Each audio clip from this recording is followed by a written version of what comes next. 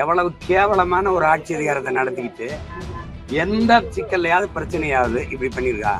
நான் இந்த கிருஷ்ணகிரி தான் இருக்கிறாங்கன்னு இங்க பாதுகாப்பு காவலருக்கு தெரியும், அங்க இருக்கிறவங்க தெரியும். என் வீட்டுல போய் ஏன் ஓட்டுற? உங்களை மாதிரி பயந்து ஓடிக்கிற கோலையில நான் தான் வருவேன்னு சொன்னேன். அப்புறம் ஏன் இந்த வேலையை செய்றீங்க? நீங்க வர்றேன்னு சொன்னேன். நாளைக்கு இல்லை, நாளை மறுநாள் வருவேன். நாளைக்கே வந்தாலும் வர முடியாது. என்ன பண்ணுவீங்க? வருவேன். நாளைக்கு 11 மணிக்கு தான் வந்தாகணும். வர முடியாது. ஒன்னால முடிஞ்சது. அம்மையார் ஜெயலலிதா 10 ஆண்டுகள், ஐயா எடப்பாடி எல்லாம் ஆட்சி இருந்தது. ஏன் வரல? என்னை சமாளிக்க முடியலன்னு அந்த அம்மா குச்சி வந்து நிற்கிறாங்க. இப்ப பெரியார் வாங்கின அடியில இவங்களுக்கு என்ன பண்றதுன்னு தெரியல, என்னை எப்படி சமாளிக்கிறது தெரியாம மறுபடியும் இந்த பொம்பளை குச்சி ஒட்டப்பட்ட சம்மனை சில வினாடிகள்லயே வந்து கிழித்ததாக ஒரு குற்றச்சாட்டு. அதன் பேரில வந்து உங்க காவலர், உங்க வீட்டில் இருந்த காவலர் வந்து அதை கிழித்தாருன்னு சொல்லி போலீசார் அவரை போட்டு கைது செஞ்சு உங்களுடைய இதெல்லாம் அவசியமற்ற ஒரு என்ன சொல்றது, கேவலமான நடவடிக்கை இதெல்லாம். அவங்க வந்து இதே வழக்குக்கு ஏற்கனவே 3 மணி நேரம் விசாரிச்சு எல்லாத்தையும் பதிவு பண்ணிக்கிட்டாங்க. அப்புறம் திருப்பி அதே வழக்கு தான், அப்புறம் திருப்பி அதே தான் பேசணும். அவங்களுக்கு வந்து இதுல திரும்ப திரும்ப பேசி எது என்னையும் அசிங்கப்படுத்தலான்னு நினைக்கிறதுக்காக வச்சுறாங்க. இதுல இந்த ஆட்சியாளர் வந்து அசிங்கப்படுறாங்களே இல்லையா, எனக்கு இதுல ஒண்ணும் இல்லை.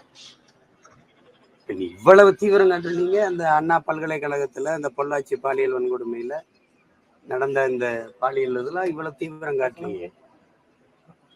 நான் ஏற்கனவே ஒரு அழைப்பானை கொடுத்தாங்க, கையெழுத்திட்டு சொல்லிட்டு தான் வந்தேன்.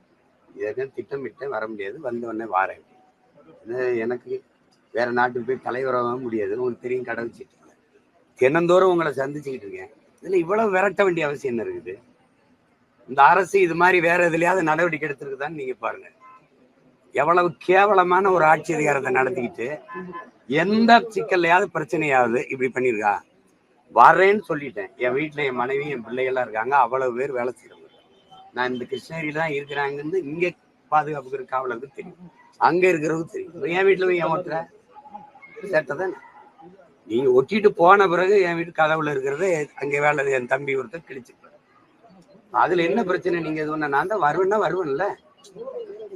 ஏற்கனவே வந்து உங்களுக்கு முன்னாடி நீங்க விசாரிச்சதுக்கு பதில் சொன்னவன் தானே. நான் வராம போயிடுவேன்னா? இவ்வளவு பெரிய வேலை செய்யறவன் இல்ல உங்களை மாதிரி பயந்து ஓடிக்கிற கோலையில இல்ல என்ன? நான் தான் வருவேன்னு சொன்னேன். அப்புறம் ஏன் இந்த வேலையை செய்றீங்க? நீங்க இதனால நான் அசிங்கப்படுறேன்னு நினைக்கிறீங்களா இல்ல நீங்க அசிங்கப்படுறீங்களா? இப்ப பாக்குறவங்க முடிவு பண்ணிட்டோம். எங்கே போறேன்னு இங்கதான் இருக்கேன். வர்றேன்னு சொன்னேன். நாளைக்கு இல்லை, நாளை மறுநாள் வருவேன். நாளைக்கே வந்தாலும் வர முடியாது. என்ன பண்ணுவீங்க? என்ன பண்ணுவேன்? நீ திருப்பி வைப்ப, நீ அதையே தான் பேசுவேன். நீ சம்பந்தப்பட்ட அந்த பொம்பளையை கூட்டிட்டு வந்து அங்க உட்காரவே, என்னை உட்கார விசாரி. நீ அங்க ஒண்ணு பேசிட்டு வருவ, அப்புறம் திருப்பி ஒண்ணு வருவ, அப்புறம் ஒரு வாரம் இதே பிரச்சனை வைப்பீங்க, திருப்பி கூட்டிடுவீங்க. எத்தனை நாளைக்கு? 15 வருஷமா இதே நாடகமா? என்னது இதுல என்ன நீ சொல்ல? மக்களுக்கு முன்னாடி இந்த அரசு சொல்ல விரும்புறது என்ன? என்ன செய்ய நினைக்குது சொல்லுங்க. நான் திருப்பி நீங்க முதல்ல விசாரிச்ச அதே தான் திருப்பி அதே தான் சொல்லுவேன்.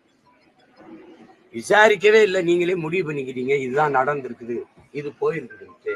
இது எந்த மாதிரியான தீர்ப்புகள், எந்த மாதிரியான விசாரணைகள்? இப்ப என்ன செய்யணும்னு நினைக்கிறீங்க? நீங்க ஏதுன்னு செய்ய முடியாது. சும்மா இப்படி போட்டு இப்படி அசிங்கப்படுத்தி நீங்க இவ்வளவு நேரம் ஒரு கேள்வி கேட்க, நான் ஒரு பதில் சொல்ல, இது மாதிரிதான் செய்யலாம்.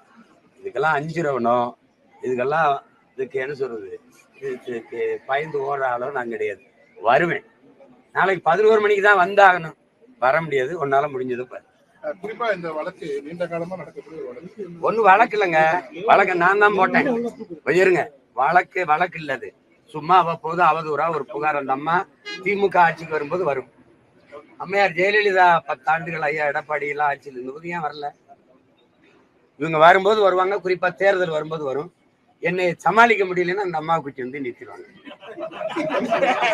இப்ப பெரியார் வாங்கின அடியில இவங்களுக்கு என்ன பண்றதுன்னு தெரியல, என்னை எப்படி சமாளிக்கன்னு தெரியாம மறுபடியும் இந்த பொம்பளை குச்சி வந்து, அது நான் தான் வழக்கு போட்டேன். இது ஒண்ணும் இல்லாத வழக்கு, இதை அழிச்சு விடுங்கன்ட்டு. அங்க இருந்த ஒரு மகான் அவர் வந்து இதுல வந்து இல்லை, விசாரிக்க வேண்டும், விசாரிச்சுட்டுல தீர்ப்பு எழுதணும். இதெல்லாம் நடந்திருக்குன்னு சொல்லிட்டு தீர்ப்பு எழுதுனா விசாரணை எப்படி நடக்கும்? எந்த மாதிரி நாடு, எந்த மாதிரி சட்டங்கள், எந்த மாதிரி மன்றங்கள், எந்த மாதிரி நீதிகள்ங்கிறத நீங்க தான் பார்க்கணும். விசாரிக்கணும். விசாரிச்சு அவங்க தரப்புல இருக்கிற புகார் கொடுத்திருக்க குற்றச்சாட்டுகளுக்கு சான்று கேட்கணும். இதெல்லாம் சான்றுபடி நிரூபித்த பிறகுதான் இது குற்றம் நடந்திருக்கா இல்லையான்னு முடிவுக்கு வரணும்.